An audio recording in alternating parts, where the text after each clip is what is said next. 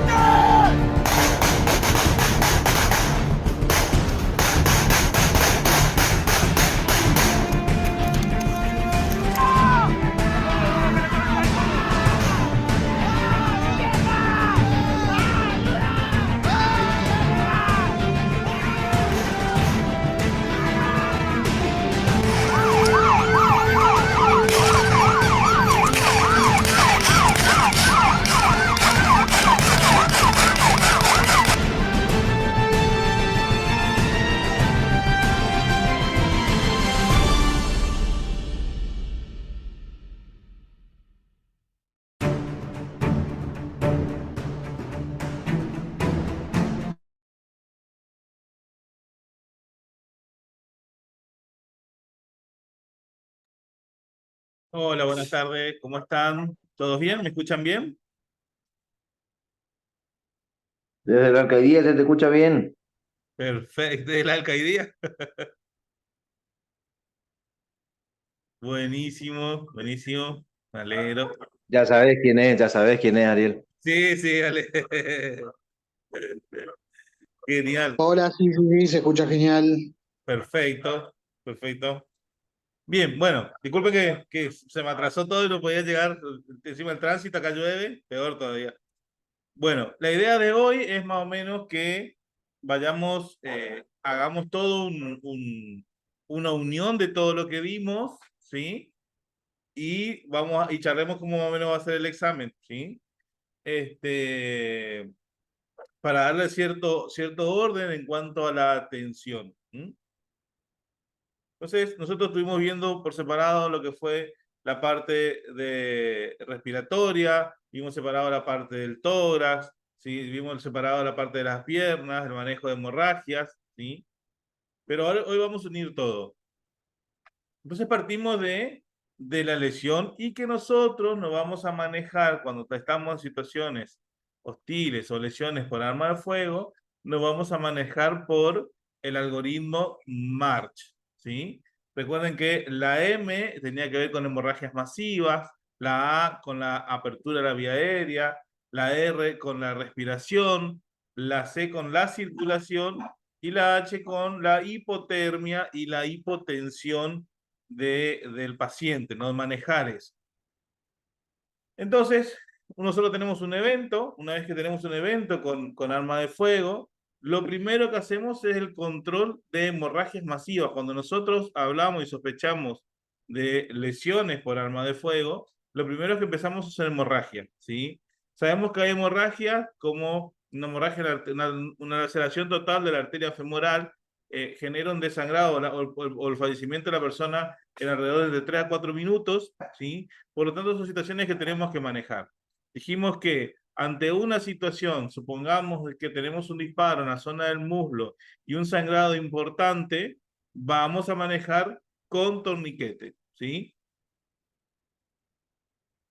¿Qué tipo de sangrado eran los que nosotros consideramos potencialmente mortal? Sangrado, aquel sangrado que hace un charco, aquel sangrado que sale a chorros, ¿sí? Aquel sangrado que ya mojó toda la ropa, que mojó todo el vendaje que nosotros hicimos, y aquel sangrado que encontramos a la persona que ha sangrado ya bastante y que el paciente se encuentra en estado de shock, ¿sí? Entonces, esos sangrados, shock hipovolémico, ¿no? Esos sangrados son los que nosotros tenemos que manejar en forma urgente. ¿Qué manejamos con el torniquete? ¿Sí?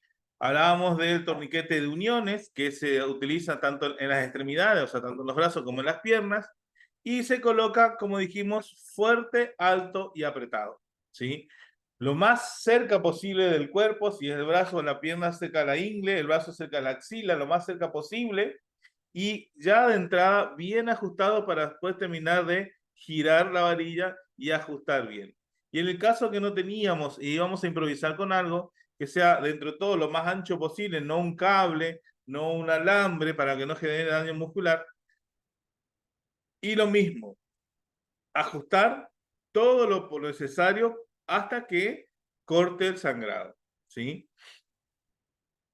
Dijimos que antiguamente se aflojaba cada 10 minutos, pero hoy no se afloja más, ¿sí? Una vez que ustedes le hicieron el torniquete, no se afloja más porque tenemos por lo menos 2 horas de tiempo, ¿sí? Para poder llegar a la guardia de un hospital o a un centro asistencial para que controlen ese sangrado en el paciente. Y no generaba ningún tipo de daño. 2 horas como mínimo no generaba ningún tipo de daño por la colocación del torniquete, ¿sí? Si nosotros teníamos sangrados en la pierna, en el brazo, en las uniones, dijimos que íbamos a hacer el empaquetamiento de la herida, ¿sí? Que era rellenar el agujero con gasa, ¿sí? Y después mantener apretado por lo menos unos 3 minutos, de 3 a 10 minutos, hasta que pare el sangrado, ¿sí? De esta manera nosotros manejamos aquellas hemorragias que son en las uniones y no podemos colocar el torniquete. Recordemos también que el empaquetamiento no se puede hacer en cavidades, o sea que en el tórax o en el abdomen no podemos hacer empaquetamiento. Lo único que vamos a hacer ahí es presión directa y presión directa y la evacuación del paciente en forma urgente, ¿sí? Obviamente que después viene la apertura de la vía aérea. Decíamos que si tenemos un disparo en la zona de la cara, por más que nosotros veamos que está muy destrozada la cara, tiene daño, mucho daño en la cara, pero el paciente está semiconsciente o consciente, le permitimos al paciente que se siente porque va a querer sentarse, porque el sangrado va a hacer que se va a ahogar. Entonces, que se siente, ¿sí? Si el paciente está inconsciente, manejamos con la sonda nasofaringea o la orofaringea, ¿sí? Para mantener abierta la vía aérea. Después de que logramos la apertura de la vía aérea, viene la parte de la respiración, que nosotros evaluamos cómo está respirando el paciente, cómo mueve el pecho el paciente, ¿sí? Ahí evaluamos si hay lesiones en el tórax, ¿sí? Por ejemplo, una de las cosas que nosotros tenemos que hacer cuando evaluamos al paciente o a la persona es, si yo tengo un disparo en la zona del tórax, pensar cuáles son los posibles problemas que podemos encontrar en una lesión del tórax y buscarlas. Si yo tengo una herida, una lesión, un disparo en el muslo, ¿cuáles son las emergencias que nosotros podemos encontrar en un disparo en el muslo y buscarlas? ¿Sí? Para no, por ejemplo, tengo una herida del muslo y comienzo a manejar, revisar el tórax o el abdomen. ¿Sí? No, tengo una herida en el muslo, localizo, voy a tener que cortar la ropa, expongo la zona. Si yo tengo detectada ya la herida ahí, manejo esa zona, ¿sí? Obviamente que cuando hablamos del protocolo nos indica todo, pero siempre vamos también a ver el mecanismo de lesión, dónde sucedió la lesión, en qué parte y cuáles son esas emergencias. Decíamos que si tengo un disparo en el tórax, yo voy a sospechar de hemorragias, ¿sí? Y de la perforación del pulmón, una herida succionante. Entonces, cortaba la remera o levantaba la remera, revisaba el tórax, ¿sí? Y si yo tenía una herida succionante, le iba a poner la mano enguantada mientras se preparaba un plástico, ¿se acuerdan? Cortado en cuadrado, y le pegábamos en 3 lados, ¿sí? En 3 lados, para que haga un apósito oclusivo, y cuando la persona inspira eso se chupe, y cuando la persona exhala eso se levante. Pero como tenemos la posibilidad de una herida o un agujero de salida, ¿sí? Vamos también a tener que revisar la espalda y en el caso de que exista una lesión de salida, un agujero de salida, vamos a tener que sellar también ese lado. ¿Mm? ¿Qué podía pasar cuando yo sellaba? Recuerden que como ya está lesionado el pulmón, puede ser que el paciente siga inspirando y eso se comienza a acumular de aire, ¿sí? ¿Qué yo voy a ver? Que la dificultad del paciente comienza a aumentar, la dificultad para respirar comienza a aumentar o continúa, ¿sí? No mejora, comienza a desviarse la tráquea. Ustedes van a ver que la tráquea se desvía porque se está acumulando de mucho aire, ¿sí? y se va todo hacia el lado sano. Se está haciendo un neumotórax, atención. ¿Qué voy a hacer ahí en ese caso? Voy a levantar la bolsa, el plástico que yo le pegué, para permitir que se escape mayor cantidad de aire, ¿sí?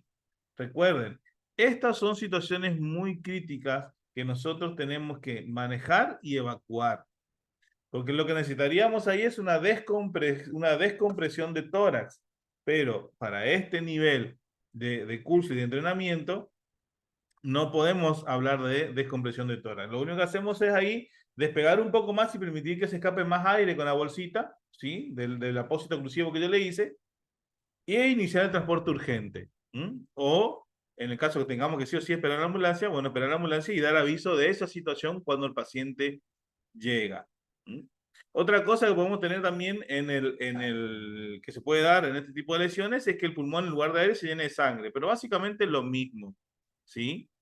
Tapamos la herida, se puede llenar de sangre, necesita un drenaje que nosotros no lo podemos hacer en el campo en este tipo de entrenamiento.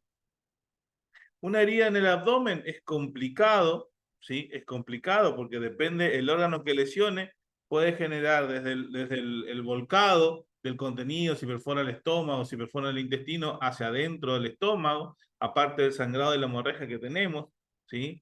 En todos los casos, una herida de arma de fuego en el estómago lo vamos a considerar como crítica e iniciamos el traslado, ¿sí? Obviamente, presión directa y hacemos el traslado porque no es algo que podamos hacer. Una herida de arma de fuego en la zona de la pelvis, dijimos que podíamos hacer el empaquetamiento, y si si con el empaquetamiento de la herida no lográbamos parar la hemorragia, vamos a buscar del ombligo hacia arriba, ¿se acuerdan? Y arriba del ombligo, o sea, 2 dedos hacia arriba del ombligo, presionamos muy fuerte para hacer la presión aórtica y cortar todo el pasaje de sangre desde ahí hacia las extremidades, ¿sí? Obviamente que son situaciones agresivas, le va a doler, si me tengo que arrodillar, me voy a arrodillar, ¿sí? Obviamente que paro los sangrados, llega el transporte, voy a tener que aflojar, en la ambulancia voy a tener que volver a hacer lo mismo, ¿sí? Porque son simplemente medidas paliativas, no es algo que va a cortar el sangrado en sí durante mucho tiempo, eso va a necesitar llegar así hasta el hospital, ¿sí? Y en toda la zona del muslo dijimos que íbamos a hacer torniquete o el empaquetamiento. Y eso hacíamos con eso manejamos la A, la R y la C. Y la H, mucho no podemos manejar porque si ustedes son personas de salud y están habilitados, deberíamos hacer por lo menos una reposición de fluidos con fisiológico, suero, ¿sí? Hacer un acceso venoso. Obviamente que lo ideal es que el paciente reciba ya sangre, pero bueno, podemos hacer un acceso venoso con fisiológico para hacer una expansión y llegar hacia el hospital. Pero lo que podemos llegar a manejar en primera instancia es la hipotermia, ¿sí? Abrigar al paciente para que evitar de que pierda más calor. Recuerden que cuando el paciente está con una hemorragia grave, va a perder calor y se va a poner hipotérmico, entonces nosotros le abrigamos para que no se vuelva hipotérmico y empeora así la situación, ¿sí? Y así vamos a ir revisando parte por parte el cuerpo del paciente. Si el paciente comienza a tener, recuerden que tenemos que tener bien en claro, piel pálida, sudorosa y fría son indicativos, más una lesión de arma de fuego, son indicativos de que el paciente está entrando en shock hipovolémico. ¿Qué significa? Que necesita que arranquemos con una reposición de fluido, de fisiológico o sangre, ¿sí? Es como para tener una medida de saber si podemos esperar o no. Si podemos esperar a la ambulancia que lleguen o iniciamos nosotros el transporte porque el estado del paciente es crítico. Decíamos que los signos de shock hipovolémicos más visibles era eso, la condición de la piel pálida, sudorosa y fría. Y otra cosa que pueden hacer ustedes es buscar el pulso radial. Si tengo esos 3 signos, piel pálida, sudorosa y fría, sin pulso radial, en el adulto significa que el paciente está entrando en shock hipovolémico. ¿Qué quiere decir? ya perdió más del 35% de sangre del cuerpo. Entonces, la situación es crítica. ¿Qué pasa si eso continúa y el paciente entra en paro cardiorrespiratorio? Si ustedes quieren hacer RCP, hagan RCP. Pero en este tipo de situaciones, o lo mismo cuando hablamos del accidente de tránsito, el paro cardiorrespiratorio tiene, o sea, una hemorragia así de grave y un paro cardiorrespiratorio en esa situación tiene el 80% de posibilidades, más del 80% de posibilidades de que el paciente no recupere los signos vitales. O sea, siga, un paciente en paro cardíaco está muerto, ¿sí? Una muerte aparente. Entonces, hay mucha posibilidad de que el paciente no recupere eso. ¿Por qué? Porque no es que el corazón tuvo un problema, sino que la causante del paro cardiorrespiratorio del paciente son las lesiones graves que tiene y la hemorragia grave que tiene, ¿sí? Entonces, si nosotros no podemos solucionar eso porque es interno, no somos médicos, no podemos hacer una cirugía ahí en el momento, es difícilmente nuestro paciente recobre signos vitales con nuestro RCP. Pero normalmente se hace para agotar todos los recursos. Obviamente que si hacemos RCP, comprimimos y a dónde va a ir la sangre. Aparte de comenzar a ser normal, va a ir también a la hemorragia, o sea que vamos a estar aumentando el sangrado. Te va a terminar de salir lo último que le queda de sangre al paciente.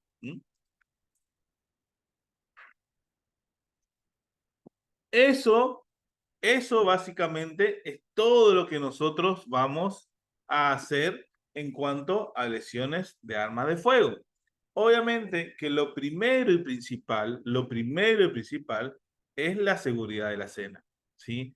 Cuando nosotros hablamos de lesiones de arma de fuego, puede ser un accidente común y corriente, puede ser un accidente, o sea, un accidente doméstico, puede ser un accidente en un campo de tiro, o puede ser una situación donde haya un conflicto, ¿sí?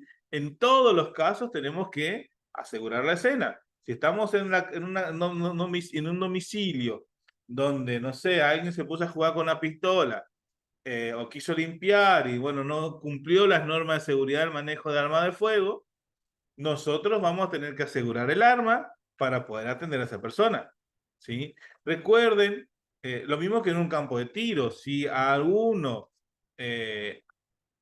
manejó mal el arma cuando lo iba a poner en la cartuchera, en el estuche, o se le cae o se le escapa, ¿sí? Aseguremos el arma y atendamos al paciente, ¿sí? Recuerden que muchas veces, ante una situación así de crítica, la gente puede responder para cualquier lado, ¿sí? Entonces, es mejor asegurar el arma y trabajar tranquilos. Ni habrá si una situación bélica, repeler fuego, disminuir la potencia de fuego del enemigo, repelerla totalmente o eliminarla y después comenzar a hacer la atención del paciente. Con respecto al manejo de la vía aérea, habíamos visto que podíamos abrir o con la hiperextensión del mentón, ¿sí? Y abro la boca y evaluar cómo está la boca. Si tiene sangre, tengo que poner el costado para que vuelque todo, porque la sangre que está en la boca va a obstruir. Si el paciente está consciente, se puede sentar, ¿sí? Y si no, con los adjuntos, que era la nasofaringia, que entraba por la nariz, o la orofaringia, ¿sí? ¿Qué quiere decir entonces? Que en nuestro botiquín, si nosotros somos asiduos a campo de tiro, somos legítimos usuarios, personal de salud que tiene relación con las fuerzas, gente de la fuerza, dentro del botiquín, para este nivel de entrenamiento tenemos que tener 2 torniquetes, ¿sí? Tenemos que tener vendas para hacer empaquetamiento, ¿sí? Tenemos que tener por lo menos una sonda nasogástrica, nasofaringia, una cánula nasofaringia para mantener la vía aérea abierta, por lo menos un tamaño 28, ¿sí? Que es el que más se usa. Una tijera para poder cortar la ropa, ¿sí? Podemos tener un plástico y cinta para poder armar el sello de tórax, ¿sí? Que con eso hacemos y guantes obviamente, ¿no? Y guantes, que con esto nosotros hacemos una atención primaria de la situación. ¿sí? Cuando los que hacen el curso de medicina, y los que hay 3 que hicieron el curso de medicina táctica, obviamente que manejamos mucho más 4, manejamos mucho más equipamiento, porque se dan muchas cosas más avanzadas, ¿sí? Pero para este nivel es el pouch que nosotros vamos a tener en la cintura, ¿sí? Y no está mal, bueno, no trabajan a la fuerza, pero son legítimos usuarios y quieren ir a practicar. No está más de más que así como guardamos el cinturón, el arma, el estuche para llevar el arma, tengamos nosotros un botiquín preparado para este tipo de situaciones. Lamentablemente, no le prestamos mucha atención nosotros a la posibilidad de las emergencias, ¿sí? Entonces, no nos preparamos para este tipo de situaciones y cuando pasan, no tenemos nada. Entonces, como dice el refrán, el conocimiento es poder. Ahora que ustedes tienen conocimiento, saben qué maniobra y qué tienen que hacer en primera instancia, tener preparado su botiquín, ¿sí? Para cualquier tipo de situación como esta, poder accionar y poder, que puede ser para alguien externo, puede ser para nosotros mismos. Eh, Obviamente que si nosotros hablamos de accidente de arma de fuego, es casi, no cumple la palabra accidente, porque si cumplimos las normas de manejo, ¿sí? La seguridad del arma de fuego, deja de ser un accidente porque son cosas totalmente evitables, ¿sí? Pero pueden ocurrir este tipo de cosas, entonces estar preparado para ello, ¿sí? Pregunta, gente, preguntas, situaciones, cosas que se le ocurran. Te escucho. Yo tengo una duda con lo que es cuando se utiliza el de la nariz, el vasofaringe. ¿Sí? ¿Cómo se dice? Nasofaringe, sí. Nasofaringe, ese. Eh, Su colocación, porque veo que es totalmente atípico. Por donde estoy yo, es rarísimo, imposible conseguirlo, súper atípico, nadie sabía Lo pueden conseguir de su por Mercado existencia. Libre. Ahí le muestro un video. Sí, Ahí le muestro un video. lo más seguro de lo conseguí. Sí, sí. En Mercado Libre pueden conseguir. No son cosas baratas, pero está bueno tenerlo. Ahí le muestro un video sobre el manejo de la nasofaringe. Y la Bueno. orofaringe.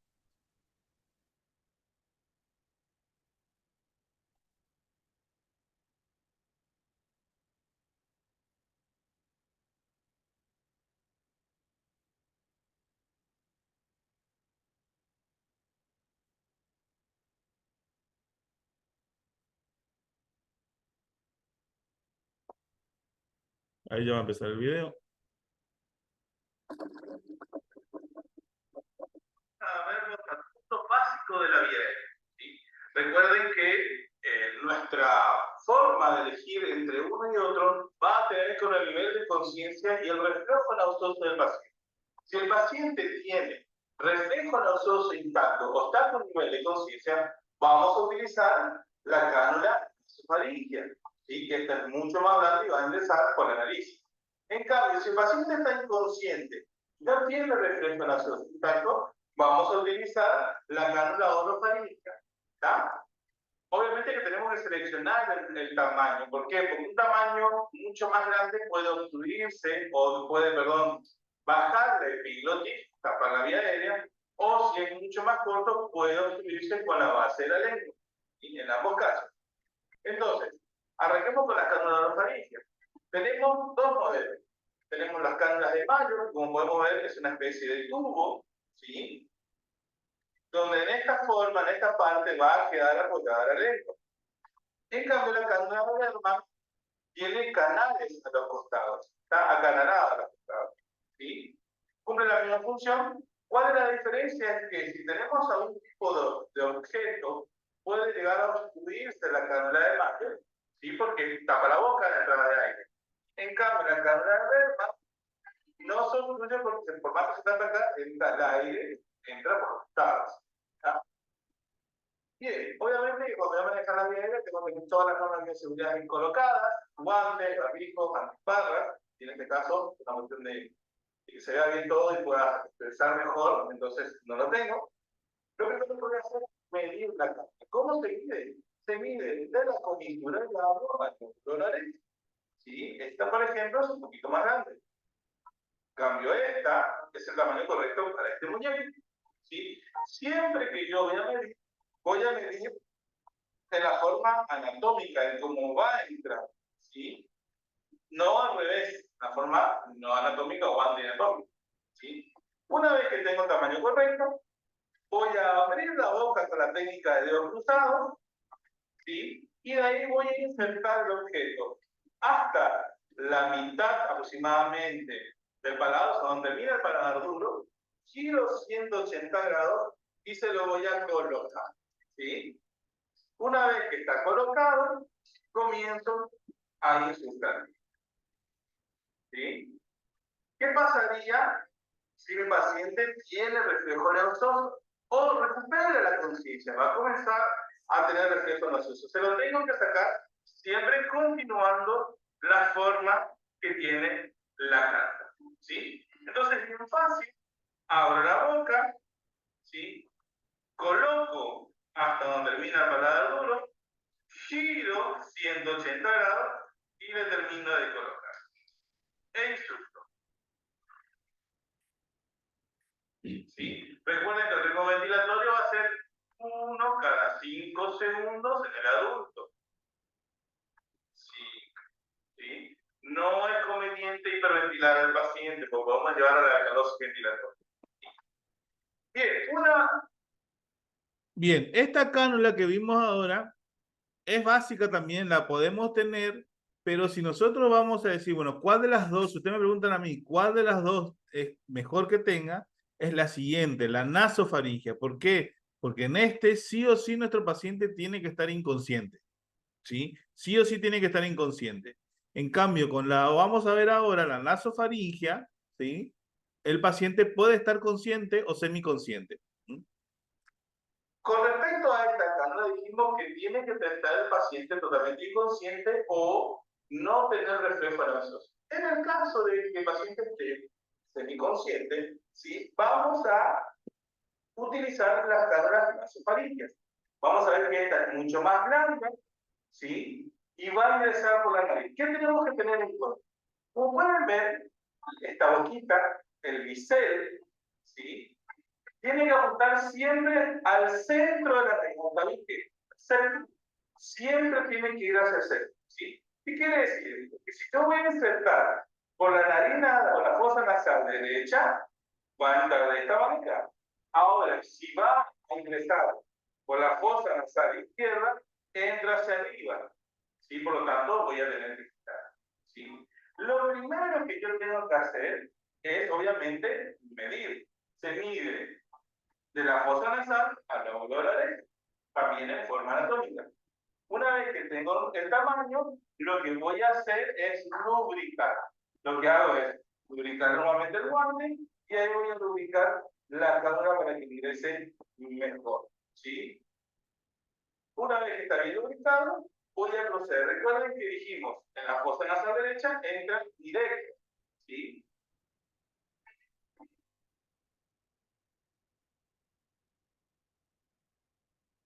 Sin ningún tipo de giro. Y de ahí se ventilan. Ahora, si le voy a ingresar en la fosa nasal izquierda, ingrese hacia arriba, fíjense. Entonces, ahí voy a comenzar, una vez que ingresó, que dependiendo muchas veces de la forma de un cachito, ¿sí? Una vez que ingresó, ¿sí? Y comienzo a girar hasta terminar de colocar.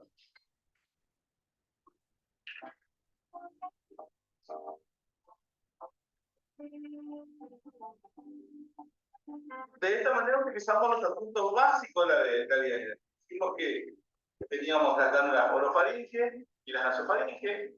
Si el paciente está consciente o semiconsciente por reflejo nasofaringeo intacto, utilizo la cánula nasofaringea. ¿Sí? Y si el paciente está inconsciente, la cánula orofaringea. En ambos casos, lo primero que hago es medir el tamaño correcto para poder utilizar. ¿Sí? Entonces, cuando vamos a estadísticamente, ¿cuál vamos a elegir para tener en el botiquín pequeño? Vamos a optar por la cánula nasofaringia. Entonces es algo que podemos utilizar en cualquiera de los casos, paciente consciente o inconsciente. Porque si tenemos la orofaringe, solamente podemos utilizar en pacientes conscientes. Y obviamente, como me decía Silvano, me mostró ahí en la imagen, viene de varios tamaños. Ahí en el Mercado Libre hay de 6 tamaños, están 9.000 pesos, ¿sí? Pero las nasofaringes salen un poquito más caras. ¿Sí? Pero recuerden, si van a buscar, busquen nasofaringia y pidan el tamaño 28, que dentro de todo es finito y puede entrar, es más estándar, digamos. ¿Sí? Y esa es la forma que se usa. Es como el hisopado, hay que meterla nada más. ¿Ah? Ahora, nos garantiza, eso mantiene medianamente una entrada de aire. Si el paciente comienza a vomitar y todo eso, hay que ponerle costado porque eso no asegura la vía aérea. Totalmente, es momentáneo, es básico. Bien, ¿qué otra pregunta tienen por ahí? ¿Otra duda?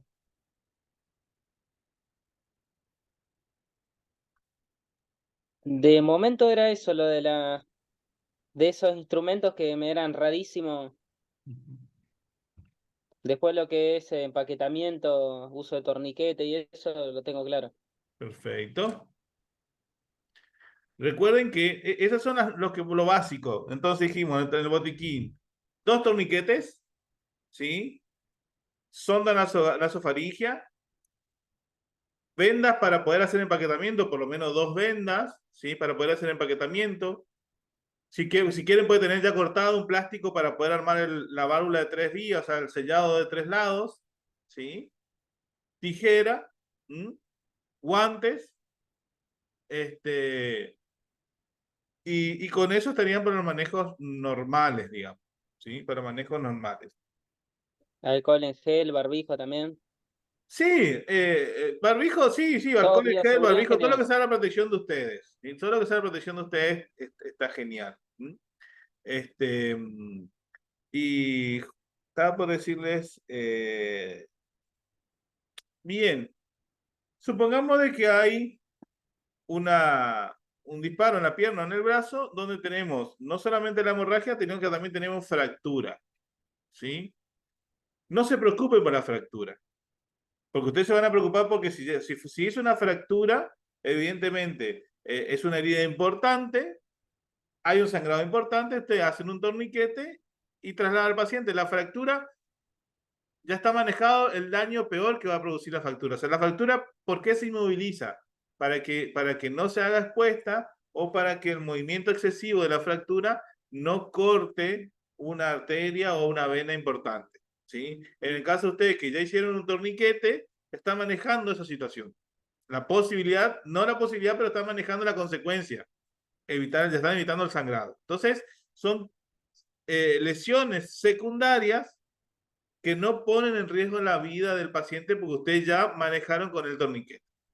¿Está? Entonces, en ese tipo de cosas no se preocupen porque eso ya lo van a manejar la ambulancia cuando llegue.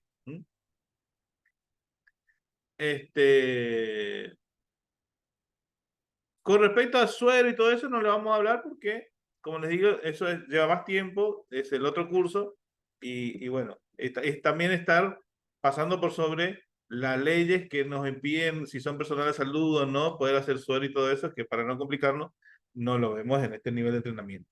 ¿Sí? Saber cuál es nuestro límite profesional para atender a una persona.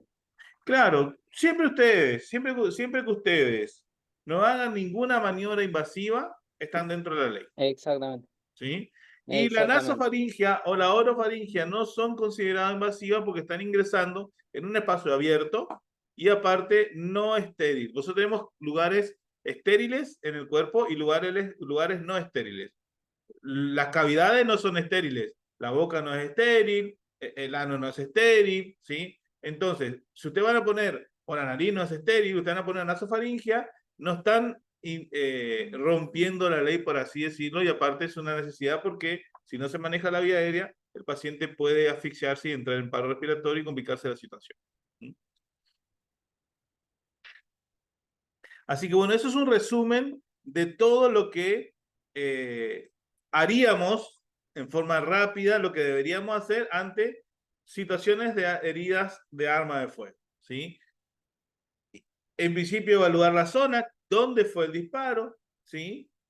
Exponer la zona y hacer el manejo de la lesión como corresponde, si con torniquete, con empaquetamiento, si hace falta manejar la vía aérea, si no hace falta manejar la vía aérea. Recuerden que la persona puede llegar a desmayarse por el dolor, puede llegar a desmayarse por la impresión, ¿sí? Entonces, se desmayó, nasofaringia. Listo. Me aseguro que la vía aérea va a estar más o menos permeable, ¿sí?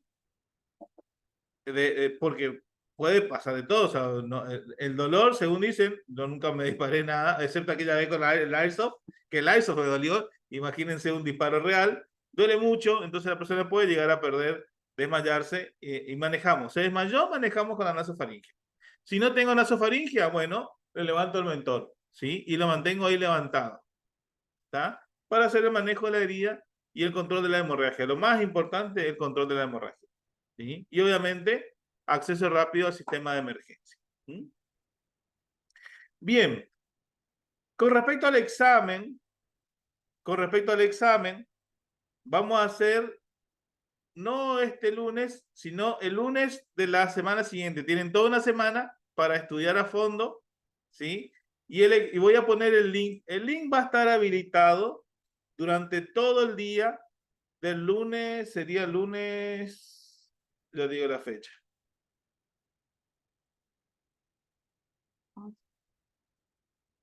Lunes 11, ¿sí? Va a estar habilitado todo el día. Ustedes van a hacer unas 20 preguntas más o menos. Ustedes van a tener 1 hora y media para hacer el examen, ¿sí? No lo abran al examen, pues yo voy a poner el link temprano ya, yo pongo el link en el grupo, pero no lo abran hasta que ustedes tengan 1 hora 30 para estar sentados tranquilos y hacer el examen, ¿sí? Pueden elegir cualquier momento del día, ¿sí? Entonces, de esa manera, ustedes se sientan y pueden completar las 20 preguntas. ¿Por qué? Porque si ustedes, por ejemplo, están de servicio y se sientan, empiezan a hacer el examen y sale una salida o un servicio, van a tener que dejar y no les va a permitir volver a enviar otra vez el examen. Ustedes van a mandar un examen con 10 preguntas y ya les da como equivocado, ¿sí? De las 20 preguntas tienen que responder 15 correctas. ¿Está? Para aprobar. Igual no van a ser difíciles. ¿Está? Perfecto, perfecto. Entonces, lunes 11, durante todo el día, pueden hacer el examen. Una vez que abren el link, tienen 1 hora 30 para enviar el formulario. Es múltiple choice, ¿sí? Y ustedes presten atención porque ustedes mandan y enseguida les llega la respuesta. O sea, que enviaron, fue recibido y les manda automáticamente le mandan la cantidad de respuestas correctas. 15 correctas para aprobar o más.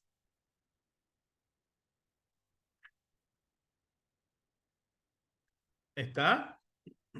Buenísimo, buenísimo. Bien. ¿Alguna duda? ¿Algo que le haya quedado suelto de las clases anteriores? La verdad no, yo por lo menos por mi parte no. Mi Bueno, duda era con ese instrumento que acá es atípico.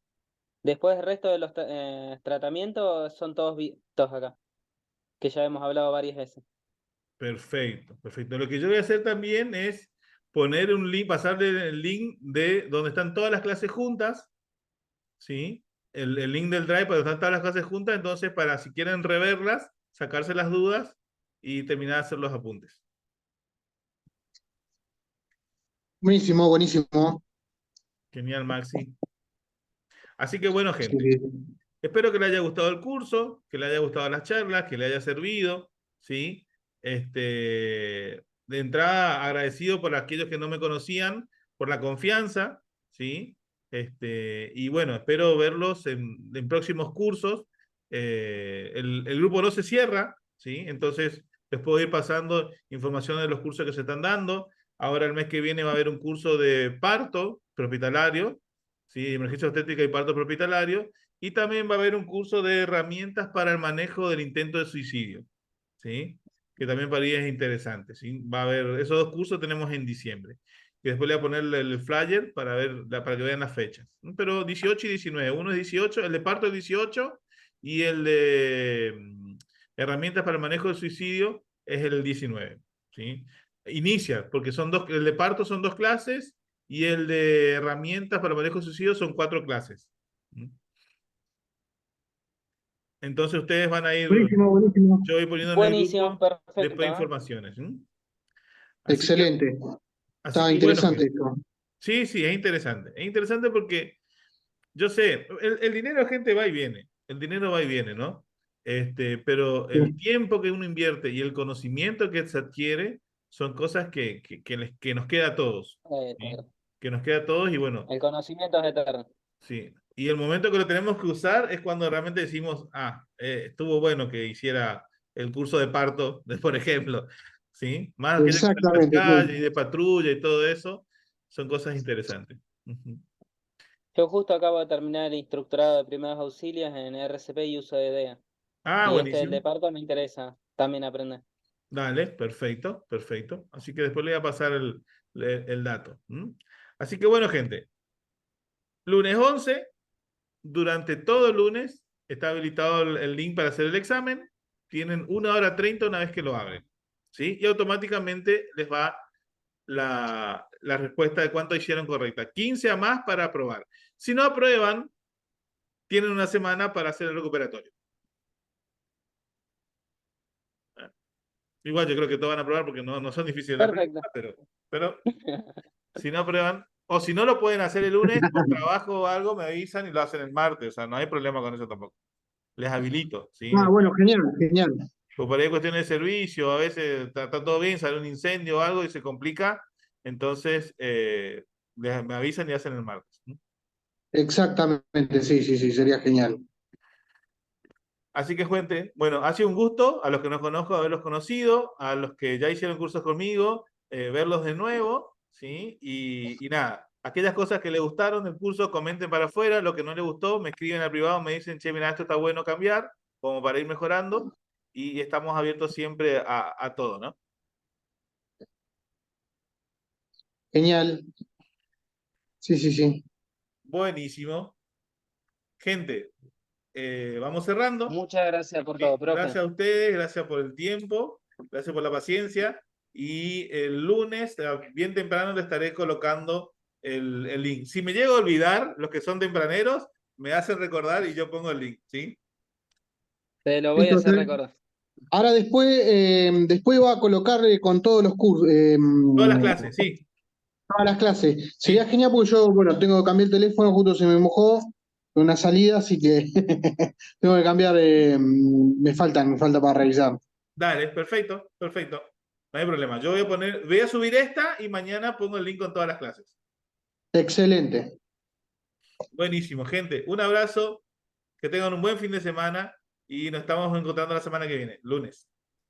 Buenísimo, Hasta luego, genial. instructor. Chao, chao, gracias por todo. Hasta luego. Chao, chao.